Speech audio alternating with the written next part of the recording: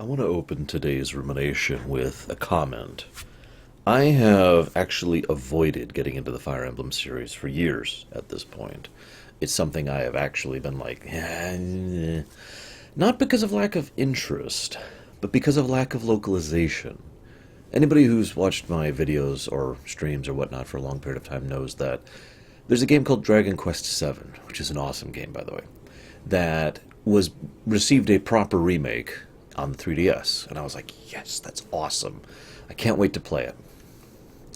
And then a year passed, and then 2 years passed, and you get the idea. Now, we did finally receive that localization, but it was hell not getting that. Now, that was just a proper remake. Imagine if I never got to play Dragon Quest VII to begin with. Now imagine if Dragon Quest VII actually had a direct parallel to other games in the series, and I think you get my point.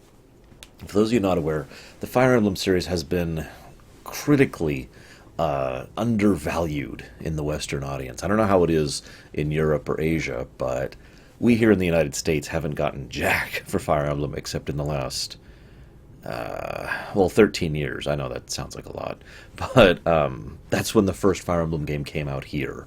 It was kind of an accident, too.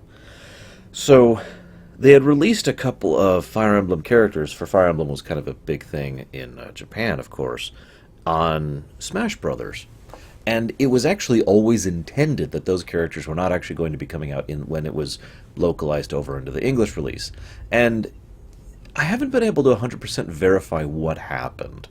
I've seen some interviews from some of the people who were involved in it, and they contradict each other. Some people insist that they decided to just give it a chance. Some people insist that it was a complete accident. Some people insist that there was a miscommunication down the line. Regardless of what actually happened, we ended up getting Fire Emblem characters in Smash Brothers. And as a result, people here in the States were like, who are these people? This was, of course, the era of the internet, or at least the beginning era of the internet. So, we had the ability to go and look into it and be like, well, there's this whole series called Fire Emblem. What is this? And interest levels actually skyrocketed. So the seventh Fire Emblem game, the one I'm ruminating on today, came out in English. I wrote down its name, or maybe I didn't write down its name. That's right, I decided not to. I probably should have. It's like Neko no Ken, or something like that. I'm probably saying it horribly long, but most of the times I hear it translated, it's called Blazing Sword.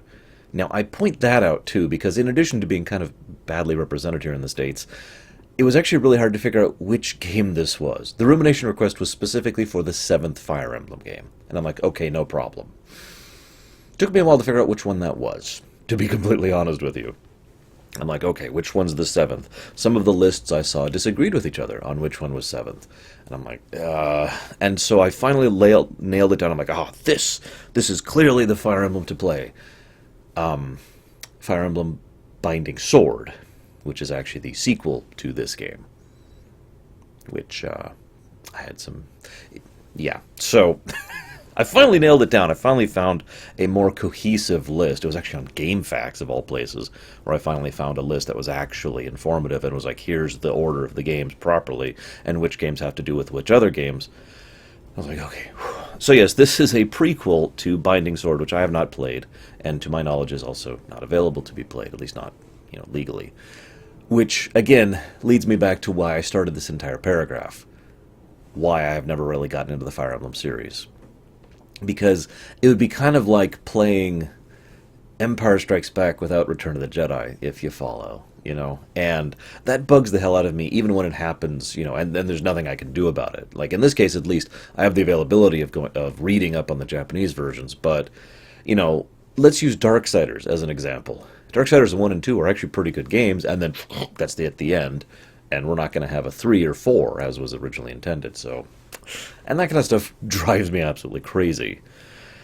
But that also leads me to something else I wanted to mention about the Fire Emblem series. See, I mentioned that I've been avoiding it, but I point that out because I have had to actually put real effort into avoiding it, because on paper, it sounds like pure joy. Let me explain. I'm big on strategy. Just in general. I'm not that great at it, as any of my viewers can attest to, but I'm at least passably good at it, and I really enjoy it. Turn-based, real-time, 4X, grand strategy, doesn't matter. I love it all. I've been into war games since before I've been playing video games extensively, basically. I used to actually do stuff with rocks and sticks out in the yard. You follow? So that's always been a big thing. I'm really big into RPGs. I've had some viewers have actually mistakenly thought that the only games I like are RPGs because I talk about them so much, and it's such a lore-heavy thing, being the lore runner. I mean, it just makes sense, right? And I like heavy story. I am the lore runner, as I just mentioned. I love having story, characterization, character development, growth, plot, settings, all this fun stuff. So a turn-based tactical RPG with a heavy story emphasis is what the Fire Emblem series is. That's like all of those awesome things. It's like taking chocolate and then peanut butter and then adding like mana to it or something, and then giving it to a blood elf, and the blood elf's like, "Oh my god, nom, nom, nom." It's always sounded like something that I would absolutely dive into, and so it's been very difficult for me to stay away from it. In truth, I actually kind of had basically given up on the Fire Emblem series until Awakening came out, and basically Awakening was a big, hey, we're finally going to really start pushing out a lot of these games in the Western release thing, which to my knowledge hasn't fully happened yet. But from everything I've heard, that is still the intention, so fingers crossed on that one. Now, I do have to say a couple of things in an anecdote to what I just mentioned. So I mentioned the pure joy thing, right? And I know what you're thinking. Well, this isn't the first tactical RPG with a heavy story emphasis that's come out, and you're absolutely right. Let's talk about Final Fantasy Tactics really quick, because FFT is the other reason I kind of stayed away from Fire Emblem. I know you're going to hate me for this. I know I'm going to get a lot of flack for this, but in my opinion, the gameplay of Final Fantasy Tactics is actively bad. It has many, many, many flaws with it. There's not like one big thing that's just like, this is wrong. But there's a lot of little things that all add up to the fact that I can't stand playing that game. Now, I'm going to add to that statement that I have played through Final Fantasy Tactics like 5 times. Despite the fact, or 6 times, excuse me, I forgot the PSP one. Despite the fact that I can't stand the gameplay, I've still, slogged through that game that many times because I love that story, and I love that world, and I love the writing, and I love the characters that much. I wanted to replay through it, and I wanted to like it. My second time through, I'm like, maybe there's just something wrong with me. My third time through, I was like, maybe if I try this other strategy. When I went through on the PSP, I was like, maybe I'll just over-level this time and try to make that work. That doesn't work either. Chocobos. That's all I'm going to say, chocobos. So, despite being on paper something that I thought would be perfect, I didn't really get into Final Fantasy Tactics gameplay-wise. And so I was kind of pushed away. So whenever I would see another, turn-based tactical RPG, I would just kind of push away from it. It took me a while to play, for example, Tactics Ogre, made by the same team. The only reason I actually ended up playing that one was because of Ogre Battle, which I loved the hell out of, by the way. If you haven't played Ogre Battle, it's on the SNES, go play it. It's a great game. Now, I haven't really talked about Fire Emblem itself that much, so forgive me. I'm trying to do some of the backstory stuff. But I wanted to really build up to this point, because I loved this game. I actually streamed a little bit of it. Some of you were there for that. And admittedly, I got a little help. I want to talk about that, too. Because I want to relate this to Final Fantasy V. Hear me out. So, one of the things that really irritates me is when someone says, like let's say you go and you've just started playing insert game here. We'll call it Bob, the game. And you're trying to get into it, you're trying to enjoy it, and you can't quite figure it out, and you don't really know how it works yet. This is especially true with older games, which tend to be less obvious about both their design philosophy and the way things coordinate with other things within the game, right? You don't know all the combos, for example. So you go to the forums or the game facts or whatever, and you see a bunch of elitist people talking about how the game is so easy. It's too ridiculously easy to get so overpowered in the game. And you don't get any real help on the matter, right? You probably know what I'm talking about, this concept.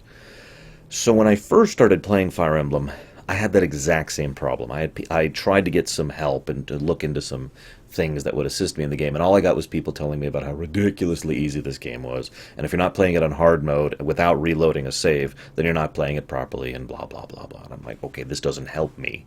I don't know what I'm doing. This is my first Fire Emblem game I have ever played, unless you count the demo for Awakening, which I don't. Thankfully, I did get some help. Like I said, I streamed it. And when I was streaming it, there were several very helpful viewers. Thank you, all of you, by the way, if you happen to be watching this. I know Dragoon, you're one of my regulars, and a few other people showed up whose names I didn't recognize, but they were very, very helpful in explaining to me the aspects of the gameplay and the mechanics and the way things interact with other things. So I was like, oh, so if I do this, this will work, and so do this. So I probably enjoyed this game a lot more than I otherwise would have, and this is why I relate it to Final Fantasy V. If you've never played Final Fantasy V before, if you have never played that game before, even if you are someone who has played a JRPG, you're going to have a bit of a time with it. This is just true. I know this is true. I've seen this happen for more than one of my friends when they first played FF5.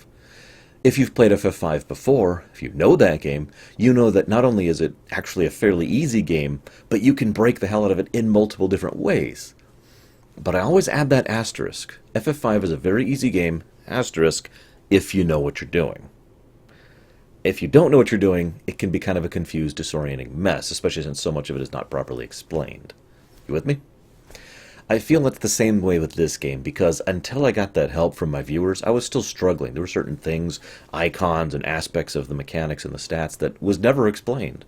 And I never fully understood until people were like, oh, well, this works like this, and this goes like this, and this is how the AI is going to interact with this. And I'm like, oh, okay. So while I really did enjoy this game, I think I only enjoyed it, well, I should say one of the reasons I really enjoyed it was because I had that help. So thank you to all of you, first of all. But that does kind of present an obstacle, a barrier to entry. But with that help, I do want to add one other thing. I never got frustrated at the game. Even when the RNG was kind of, and Lord knows that happens in this game, there was never really a mission where I actually felt like just putting the game down and taking a break from it because I was just tired of it. I didn't hit that point. I never hit that point. I was just like, okay, let me just try this strategy instead, and then it worked. I was like, okay, cool. And I learned to really, take care of some of my units and figure out what they're good against and kind of ignore the obvious I should use sword against axe kind of a thing in favor of I should use a quick character who is good, who has a high magic resistance against a mage, rather even ignoring the fact that they're using a sword or a spear or whatever, that kind of a thing. Now, as I think I mentioned, this game is a prequel to Binding Blade, and it's tied into it in so many ways. It's actually funny to me. If I'm not mistaken, this game was made after Binding Blade was. So we see, Roy's father is the main character, obviously. There's a lot of connections. We basically see what happens with Desmond and Zephiel. That kind of comes to fruition in this game. Stuff like that. It does seem like a fairly well-done prequel. But it leads me to one of my biggest problems I had when I was taking notes in this game. I only have a page and a half of notes, even though it's a fairly lengthy game, because I felt, first of all, it doesn't help that the game is definitely a slow boil. I'm not saying that's a bad thing, but for the sake of really having something to talk about, the first point at which I really had something to notate was on, I think, the 19th mission, I believe it was. And then I was like, oh, hey, and then it started really explaining itself. And I felt that was kind of a shame. The early missions had some hints of some things I'll be talking about, and its writing style, and of course some political stuff, and I love political stories. But it never really fleshed out those. It wasn't really about the politics. It was more about the other side of things. And I think that's a good thing to talk about next. So one of the types of storytelling I tend to enjoy is when you have a mundane story that can only happen with an external influence. Let me explain. Now, I know there's lots of examples of this, but I'm going to give you a really weird one, okay? Batman, The Dark Knight, the Nolan movie, the second Christopher Nolan movie. That story would have only happened with the inclusion of the Joker, Heath Ledger's the Joker. And I know what you're saying, well, duh. But what I mean by that is that was a fairly mundane story. There was no superpowers. There was no big... There wasn't even a gas the city plot. It was just a fairly normal, ordinary group of ordinary people, and Batman, who, while being at the end of the bell curve, is still a normal person in that instance, in that canon. But none of those events would have moved forward if someone who didn't care about the consequence of the system wasn't introduced. That's what I mean by an external source. In Final Fantasy Tactics, it was the Lucavi. In in Primus, it was the Viosians. There's several groups of people throughout several examples of fiction who can influence the system to a greater extent when they don't care about the system. When money or power or influence or whatever it is that you care about is not something they care about. In this case, we have a system. We have the same kind of thing. Nurgle and his whole plot. He doesn't care about the politics really. That was all just a plot to try and kill a lot of people to get lots of quintessence to jumpstart the gate. That was basically all he was really interested in. The gate and the whole making himself ultimately powerful and all that. So he was able to influence things through his morphs and through his puppet organization, the Black Fang, to a greater extent than anyone else would, because someone else would be worried about the consequences of those actions. A noble lord wouldn't have been able to do most of those things by themselves, because they would have been in the situation that Hector's brother was in, for example. There's actually this great moment in the story, Uther, I think his name was, but I can't remember, forgive me, I didn't write it down. But where Hector's brother, who was just named leader of Ostius, can't actually openly help the party because doing so would actually seriously jeopardize his position politically because of the careful, delicate balancing act that most systems of society or civilization or politics or infrastructure or military or economy or whatever entail, right? So he couldn't overtly do anything. The one who could overtly do something was the main characters, who also serve as an external force. Hector himself is actually probably the single biggest external force on the side of the good guys. Eliwood, I'm really not sure how to pronounce his name, forgive me. Eli Wood, maybe? I don't know. Eli Wood? I'm going to go with Eli Wood. We'll try that, because, Eli, Eli Wood, God, that just sounds so weird when I say it out loud, was still kind of bound by the situation. He wanted to find his father, but he had a lot of responsibilities back home, and he had a lot of limitations politically, just like anyone else would. Hector had the freedom of being, the wayward son who doesn't have a lot of ties despite being the brother of a lord of the major house of the Lycian Alliance. So he was actually the external force just like Nurgle was. Nurgle himself actually calls this out. And so it's interesting to me, the craft of this story is such that it's a perfect framework that would have never happened if not for the influence of both Nurgle and Hector. Now, I also like that because, especially early on, the game goes out of its way to really emphasize the complexity of it. This is the next thing I want to talk about.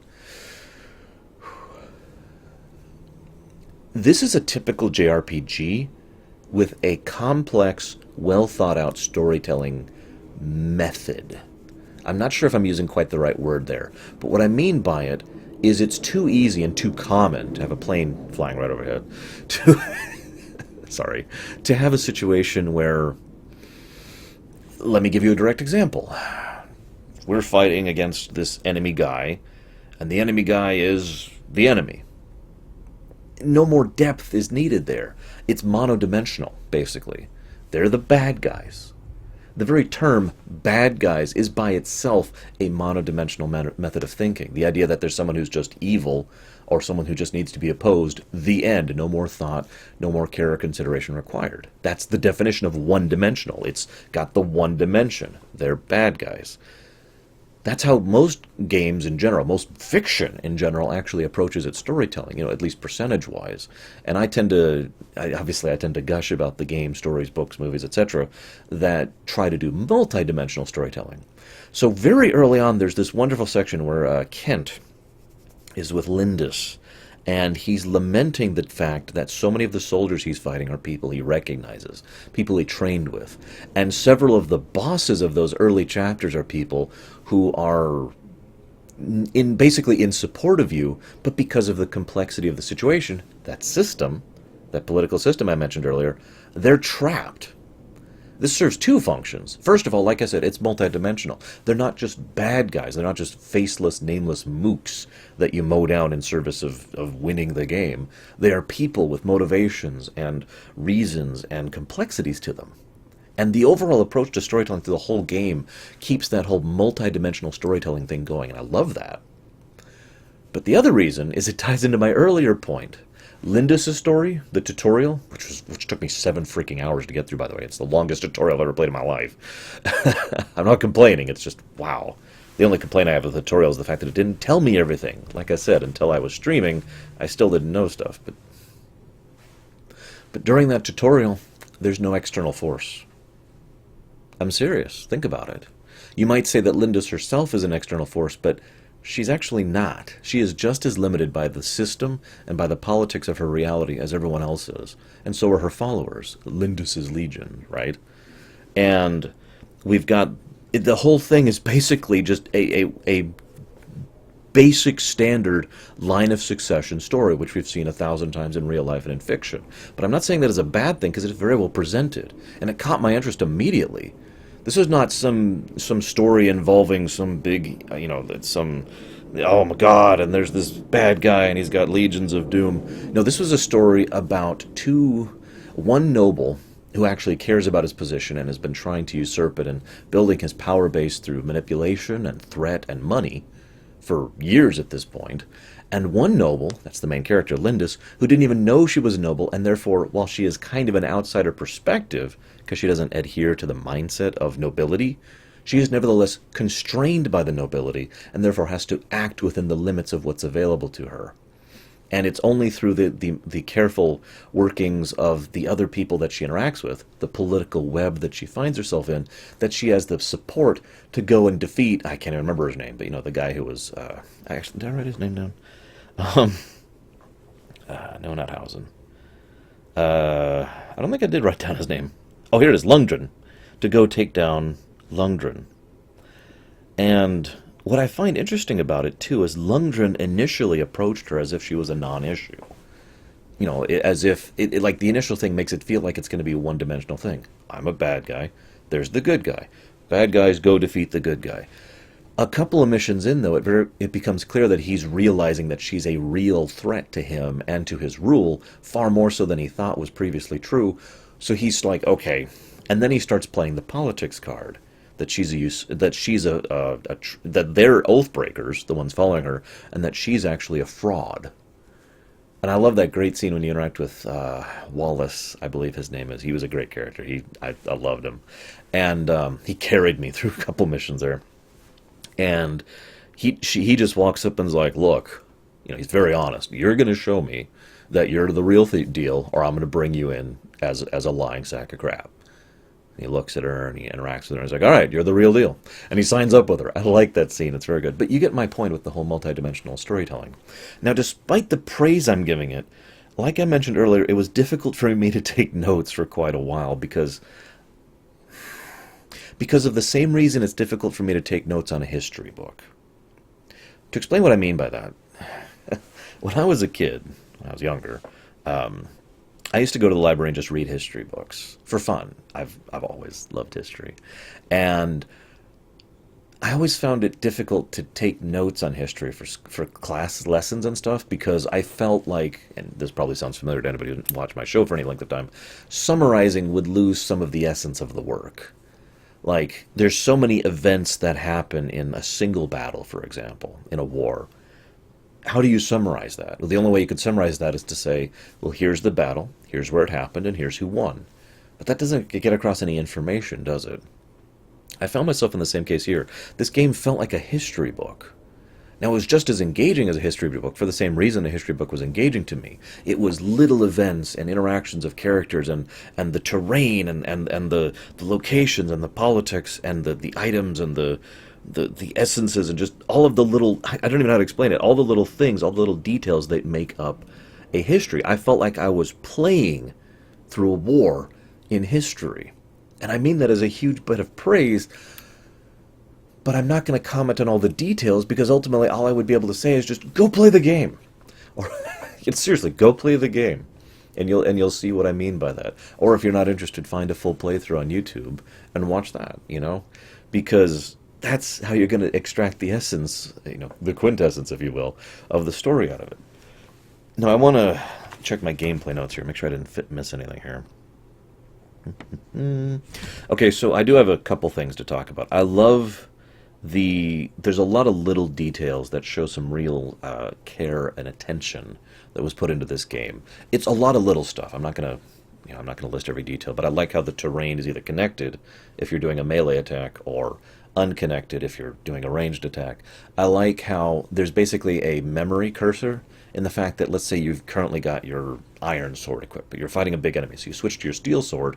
When you next select that guy, your steel sword is automatically equipped, because what you're actually doing is equipping that weapon, and that's the weapon you'll have if, for example, you have to defend. So that's relevant too. Terrain is hugely significant to the combat. I like that. I've played a couple of games, especially turn-based tactical games, where terrain was there and can block line of sight, but otherwise might as well not have even mattered. But I like the actual stat bonuses and whatnot you get for that. And the rain. Rain was a significant thing, too. I like how ballistas are treated as a really big deal and are actually really useful and can completely sway the tide of a battle.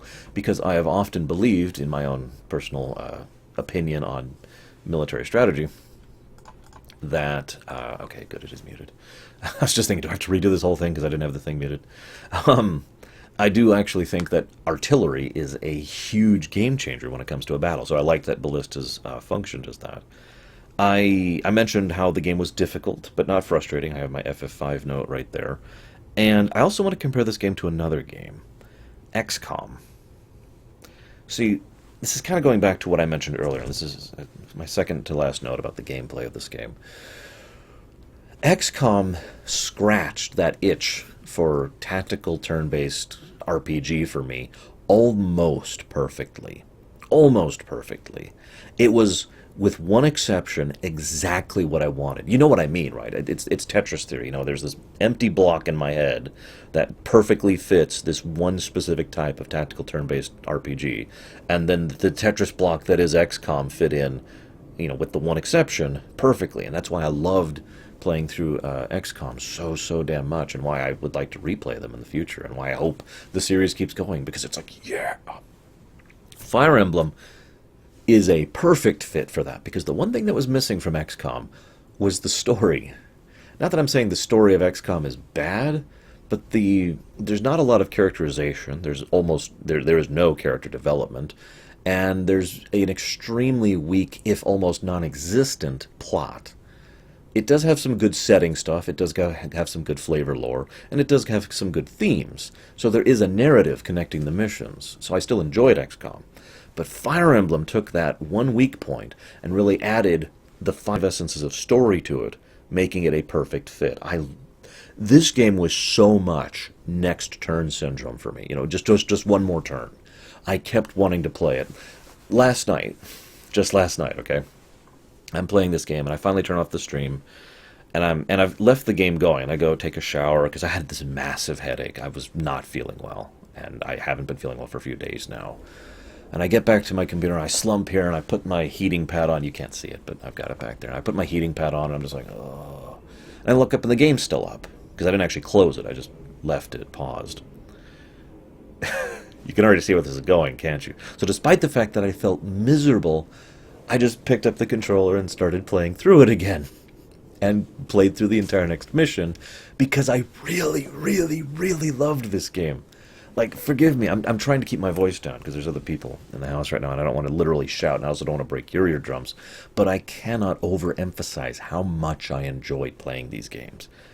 It's not like the best game of all time. It's not, you know, it's not going to challenge FF6, for example. But like I said, it perfectly scratches that itch I had. It perfectly fits that particular hole in my brain that I wanted for exactly this type of gameplay. I cannot put into words how much I'm looking forward to playing through Awakening, which is the next one on the list. Last thing I want to comment on. So I mentioned, you know, I've talked about the hole in my brain. Ogre Battle. I referenced that game earlier. It's on the SNES. Part of the Ogre series, which includes, I think, the Noctis War, or the Lotus War, I can't remember which, Tactics Ogre, and Ogre Battle 64, and I think that's it. Ogre Battle was another one of those perfectly fits with one exception. In that case, the problem with Ogre Battle was it was real-time. But the more I played this game, the more I was reminded of Ogre Battle. And I mean that as a huge compliment. I can't quite put it into words, but everything about this game felt like someone had looked at Ogre Battle and said, well, why don't we make it turn-based instead of real-time? And then they did that, and then they made the game, and that's what we got with Fire Emblem 7, and it was awesome. So I don't as I've kind of emphasized with my whole history book thing, I don't have a lot of notes about the story, so we're going to kind of run through these really quick here. We've got dragons. Dragons are an important part of the mythos of the entire franchise, from what I can tell. And it actually reminded me in a lot of ways of the Breath of Fire series, which kind of has the same thing going. But there's one weird thing about the dragons here, and that's the fact that there's the dragons, and then there's the, I'm going to pronounce this horribly wrong, the Monachete, or the Monachete, or the Monachete. I'm going to go with Monachete. That sounds the rightest. The dragons and the Monachete. Monachete are dragons who have sealed away their power and can take humanoid form, right? Well, the dragons are very relevant to the setting in several ways, but they weren't really super emphasized in this game, other than the obvious aspect of Ninian and, God, I can't even think of his name, and the, Nurgle's overall ambition, and the fact that the last boss is actually a dragon. But I think the dragons are integrally tied into the way this setting works. We do know that draconic power is significant, and that power, if utilized too much or too focused, can quite literally alter how physics work. It destabilizes reality. That's how powerful dragons are. And we know that we don't know this. I speculate, keeping in mind I'm very ignorant of the Fire Emblem franchise overall, this is my first one. But I speculate that the dragons literally form one of the cornerstones of the setting. I don't mean politically or structurally or societally. I mean literally. I mean, they're like one of the pillars of physics, kind of a thing. Kind of like how I feel the Daedric Lords are over in the Elder Scrolls series, for example.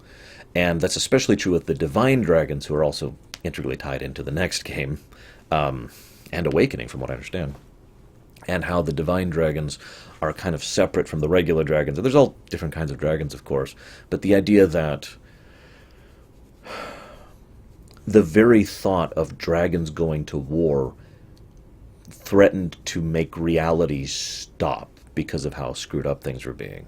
And there's not a lot of information on who started the war. Was it the humans who actually went to war with the dragons? Did the dragons initiate the war? Was there a specific sect of dragons that initiated the war?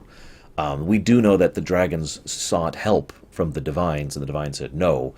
And then later on, they were using draconically empowered weapons, the 8 weapons from the 8 heroes, and that again caused some destabilization problems. But I have a feeling this is tied into something else that I've got a very strong impression is another one of those pillars of how the setting works, and that's emotion. Now, this one's kind of a weird one for me to talk about, because most fantasy settings I look at do have some kind of significant pillar of their existence being something like, hearts, like Kingdom Hearts, or souls, or spirit essence, or the life energy, like the life stream kind of concept, But in this one, it seemed to be very clearly centered around emotion. This also ties into the morphs, but I'll kind of segue into that. So, what I theorize is that the way this game defines the word life is that anything truly alive is something that feels emotion. And we get some hints that the dragons don't feel emotion in any kind of the same way that humans do, unless they've sealed away their power. That ties into another point I'll talk about later, too. And that's when they become the Monachetes, or whatever the hell they're supposed to be pronounced as. Sealing away their power so they can function as human beings, but also function as people. I like how the dragons are actually presented as basically aliens. I don't mean, obviously they're not humans. I mean they're presented as if they are very alien to the way the humans work, at least in their innate dragon form. While it's not really emphasized too much, I actually theorize that one of the reasons that Ninian was fighting us as the ice dragon was because she was a dragon. Because she was such an alien creature to us that it didn't even occur to her, that it didn't really compute with her the way it would with the person, that this might be something that is considered wrong, or even the concept of wrong occurring to her. But, and of course Nurgle was obviously directly responsible for that. But again, so let's tie this into the morphs. So we've got quintessence, right, which is referenced a couple of times. The idea here is that quintessence is basically your life energy. It's your spirit, your soul, your essence, whatever you want to call it, that you can pull from someone by killing them generally. And we know that some of the morphs are literally undead. The quintessence of Bob has been ripped out of him and used to make an artificial Bob. So effectively, the soul of Bob is still in Bob 2 here. It's just he's trapped and being controlled. It's kind of like Type 3A undead over in Warcraft, if you happen to know what I'm talking about. If you don't, I'm not going to segue into that. That's too much of a topic. But in other words, whatever's controlling the puppet strings absolutely has control over that undead, even if there's a real person inside there. This is especially emphasized when you kill those poor morphs, they're like, oh, thank God. And, there's this relief, and their color kind of returns to their face as their fake body dies so that their real soul can move on, that kind of a concept. But, of course, we also know that lots of quintessence can be gathered from multiple people to make an amalgam. This is sounding more and more like Warcraft the more I think about it. Making an abomination, basically. Making a lot of souls into one overall significantly powerful being, most of the main morphs that we interact with. And I noticed that one of the things that's interesting is it's kind of left debatable if these things are truly sentient and sapient or not. And it kind of depends on how you define those words. Because within the setting, again, significant effort is made to show that emotion, and having emotion, is what defines you as a living being, right? And it's emphasized that most of these morphs don't actually feel anything. They have no actual emotion, with two notable exceptions. Limstella and, what was his name? Kashuna are the two possible exceptions to that. And so it's possible that these other morphs, which function and act like people, are in basically every way that matters fake. That they are just puppets, like the undead version earlier, and the souls of however many people are in them are just they're just the battery source, and have nothing to actually do with the entity involved. And thus they are, in almost every way that matters, not real, and therefore do not actually matter. It could be argued that droid effect might take place here, but I didn't see anything that seemed to indicate that. It was a weird example because I've seen droid effect in almost every fictional work I've looked at. And for those of you who haven't heard me say about it, droid effect is the idea that something that is sufficiently advanced in terms of its intellect with sufficient time and experience can grow to become sentient and sapient, like a droid from Star Wars, or like a human being, to use a very mundane real-life example. That's droid effect.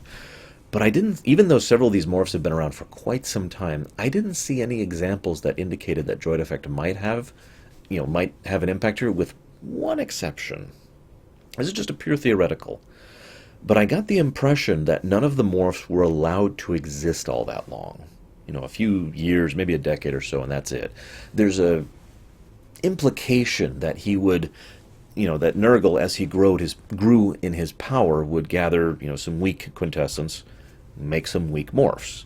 And then he would use those to gather more essence, and then kill the morphs to make the next generation of morphs, which are stronger. And then he would keep doing this. And so the idea here, theoretically, which is just my theory, is that none of the morphs ever reached the point where droid effect might have taken effect, because none of them were ever allowed to exist long enough to actually develop true sentience and sapience. Now, I mentioned there's two exceptions to that. First of all is Limstella. Now, Limstella I find interesting. She is mentioned to be the strongest morph by a huge margin, second only in power to Nurgle himself. Huge amount of quintessence used to craft her. But what I find interesting is that she is portrayed as almost completely emotionless. Now, I find that interesting because most of the other morphs present the appearance of emotion, although it is emphasized that it is a fake sort of emotion. But she never actually attempted to present herself as if she was emotive, except for her when she died, where she mentions that she might be feeling sorrow, but even that sorrow might be fake. So it's kind of a weird situation. I wonder if that's actually significant, the idea that when you reach a certain level of power, your emotions in general just kind of stop. Or maybe she was sufficiently advanced that she recognized the truth that she was a puppet, whereas the other morphs, even though, in some level they knew they were puppets of Nurgle, still weren't sufficiently advanced to actually grasp what being a puppet actually meant. So it's entirely possible the other morphs were simply too basic in terms of their intellect to really comprehend their nature, and Limstella did because she was so advanced. That leads me to Kashuna. Kashuna is very interesting to me. A lot of facts about Kashuna don't exist. We know Kashuna is a morph. We know that Kashuna has the Magic Lock ability, and we know that Magic Lock can even affect Nurgle with his ridiculous levels of power. So that's pretty impressive. But we don't really know why. It is mentioned that he's a morph with real emotion, not fake emotion, but actual true emotion, which would make him a living artificial being. Possibly the only living artificial being in this game, theoretically at least. So, it just occurred to me I'm probably going to get like 50 Fire Emblem fans saying, no, it's all explained in this other game and you're just an idiot. But I can only theorize based on this game and from what I read. I have this theory that emotions, being the thing tied to life, are also directly tied into power. That Kashuna himself literally lacks combat ability. He can't fight. I mean, you can kill him. He has an HP, but he's like the tent. He has no real combat animations. He's just a thing you can reduce his HP on. But he also locks away the ability for magic to function in the nearby area. I think that he is probably the truest example of a real abomination, an aberration, actually, is probably a better word, in this setting, because he just doesn't fit the other frameworks. He isn't an artificial being, he isn't an undead being, he isn't a dragon, he isn't a person. He, in my opinion, isn't defined as anything. He's completely separate from the norm. And I think that actually explains how he works, because we know this is a setting in which power directly affects the person, the emotion of the person, I'll talk about in a moment, and the nature of reality, the whole physics bending thing.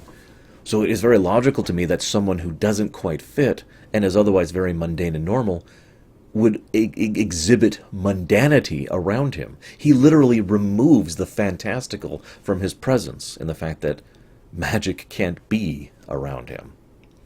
Think about it. Now, I've mentioned the power thing twice. Let's talk about that. We hear a little bit about the nature of power from Canis, or Canas, or however you're supposed to say his name. And we learn a lot of it from Nurgle. Nurgle is... it's the dark side, right? But I kind of like the way it's presented. So the archetypal example of the dark side, not the literal dark side of the Force, but the trope of the dark side is... you gain power, and you lose yourself. And this is an age-old concept, long before the concept of the Force or dark side ever entered into fictional culture. This is something that goes back to mythology. The idea that, I will make this bargain for from great reward, and I will lose myself in the process, right? Now, as usual, that's a fairly typical thing to have in an RPG in general, but especially in a JRPG. But I do like the multi-dimensional take they take on it. Because it reminds me, I hate to keep comparing this game to Warcraft, it reminds me of the way that Fel energy works over in Warcraft. Fel energy is tremendously strong. It can basically crush just about any other type of energy or magic or power that exists in that setting. But the cost for using it is huge. That's why it can do more. And I like that concept, because that makes sense in real life sense too. It's logical to the way my brain works. To explain what I mean, the human body, the real life human body, is capable of amazing feats when it is in an emergency situation, or with enough discipline you can bypass your own limitations to do more than you should, basically.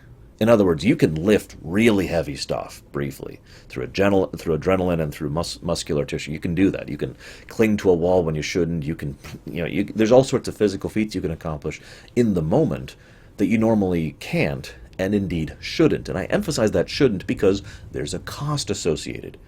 You can be super strong, but you are destroying your body doing it. There's actually a sci-fi story I remember once where there was a person who developed a serum, kind of a Jekyll and Hyde sort of a thing, without the horrible disgustingness, where he was able to push his body to its limit at will. And he got so hyped up on this because he was so much stronger and so much faster than anyone else, he literally killed himself. I don't mean suicide. I mean, he was tearing his tendons and his bones were breaking, and he literally started shredding his own muscles because he was overusing his body by constantly pushing it beyond what is safe to do. You with me? So I like that concept when properly presented in fiction. And here we have the dark power, the ancient power that you can use, but in order to use it properly, you have to lose some of yourself. You have to quite literally stop being you in order to accommodate this massive power. And it is very strong. I mean, for God's sakes, the Luna spell is stupid. Or is it Lunar? It's one of the anima powers, and it's stupid strong. It has a high crit chance. It's ridiculous. And I think, just my interpretation, I think that ties into the whole dragon thing I mentioned earlier, and the emotion thing. The idea here being, if emotion is life, the absence of emotion is survival, to go back to a theme I've mentioned many times in my works. The idea here that you can be stronger and better and more if you give up life in exchange for survival, to basically be a beast. Nurgle, by the end, is effectively just a beast. He is effectively just concerned about his next meal. It's a slightly more complicated form of that, but he doesn't care about love or politics or friendship or relationships or concepts or society or anything. He's just concerned about eating, breathing, sleeping. Survival. You with me? It's just in his case, eating means quintessence, the power. And he might have bypassed the other two, but you get my point. He has bare-bonesed himself down so that all he cares about now is this. And he has lost all of the reasons why he pushed himself and why he was doing all this to save his children. And it's actually a really tragic story. If I may be so bold, I find it fascinating that the overall theme of this game, in my opinion, is that... I'm trying to think of how this is phrased. Life eternal in exchange for all that makes life worthwhile, I believe is the quote. In other words, there's no real main villain of this game. Not really. I mean, Nurgle is obviously the big bad, but he isn't an evil person. I would argue by the time the game starts, I would argue he's not even a person anymore. He's just an animal, going about doing his own little thing. Sure, he can talk, but that doesn't mean he's actually real. You follow my line of logic here? And you can disagree, of course. I actually expect a lot of people to disagree with me on this, but I feel like that's the overall theme of the work. That the more you separate yourself from what makes life worth living, the worse your life becomes, the worse you become. And that's true in many aspects of this game, not just Nurgle and the whole power thing, and the dragons, of course, I mentioned, and the dark power in general, but also the way the political framework of this game works. The leaders, the noblemen who separate themselves from what matters in their life and focused only on that political power about their next meal, lose connection with what made their lives worthwhile. We see that in the frickin' tutorial with Lundgren. We see that with excuse me, the Marquis of Laos. I can't think of his name all of a sudden, but he acts the same way. He literally loses his son and his kingdom in pursuit of this. Now, he's been kind of externally manipulated, but you get the point, right? And again, I mean, the last boss is a freaking dragon in full power form, which is little more than a beast, as opposed to, anything like Ninian or any of the other, Monarchites who actually have the ability to think and function and reason. And I find that interesting, especially given the framework of the entire story, which, I mean, it's so obvious right at the beginning. The first mission for Eliwood is you have to go and stop some bandits. A fairly typical RPG standard, right? But those bandits are functioning because they feel they've been removed from consequence. And they are willing to accept being debased people and causing harm to others. I'm not explaining myself. Let me rewind a little bit here. Let me put away my notes. They're distracting me. As I say, there's no answers on there. I've read all my notes at this point. I feel like the thrust of the point of this story, if I was to define it in one thing, is to emphasize that while everything has consequence, not every price is worth paying. I think that's probably a much better way to put that. And I really like how, if not for the intervention of external forces, most of the people in the story would probably have been more willing to pay those prices than they think. It's actually a recurring theme throughout the work with many of the characters, that some of them reach a point where they are unwilling to pay anymore. Reno is a good example of that, who you recruit very late game, as is, I can't think of his name. He's a thief. You meet him on Dread Isle. I can't think of his name, but, the fact that he had to kill someone else. Jafar himself is actually a good example. They reached a point where the price they were being asked to pay was more than they were willing to pay. They were more attached to their life, to the things that made their life worth living, to keep going. And in some other cases, certain characters are willing to go far past that. And that, of course, brings us back to Nurgle really quick. I find him to be a wonderfully ironic, classically ironic character because of the tragedy involved. He, like so many of the other characters, and the two I just mentioned, looked at a situation and said, I have to accept this terrible cost in order to accomplish this.